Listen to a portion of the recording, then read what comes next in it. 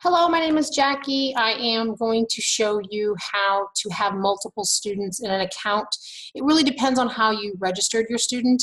I had registered my middle schooler a year ago, and she was my only FLVS Flex student.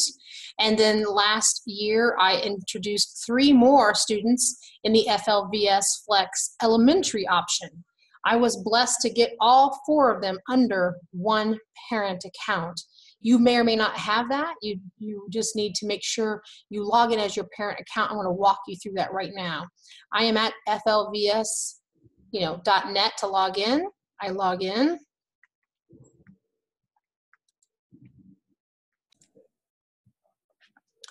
All right, after logging in, this is what I see. This is the student dashboard. The good thing about the student dashboard is I have this drop down here. I can click on it and get all 4 of my students.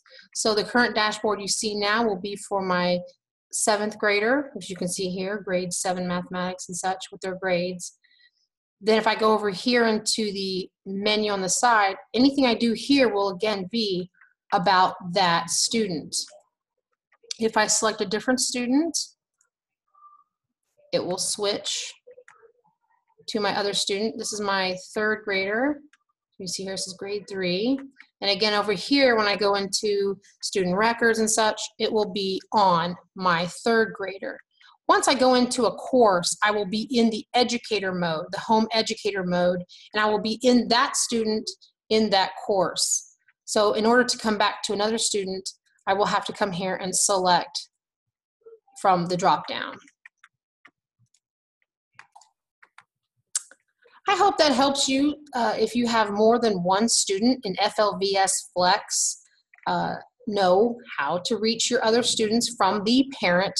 I call it the parent dashboard even though we're logging in the student dashboard. So log in your parent account. If you don't know what your parent account is, you'll need to contact FLVS and ask them. The other thing I wanted to highlight was over here in the upper right corner is the email. Some people do not know that they get email as well as their children. Sometimes it's duplicated. I understand that can be a pain at times to do their emails and do your emails, especially the younger grades. I have a 1st grader as well. So I go ahead and go into the email and check it out. Make sure you stay up to date with your newsletters and any other activities going on. It's going to be in this email. All right, I hope this was helpful. If it is, please like the video and ask me questions so I know what other videos to help you with. Thank you. Have a great day.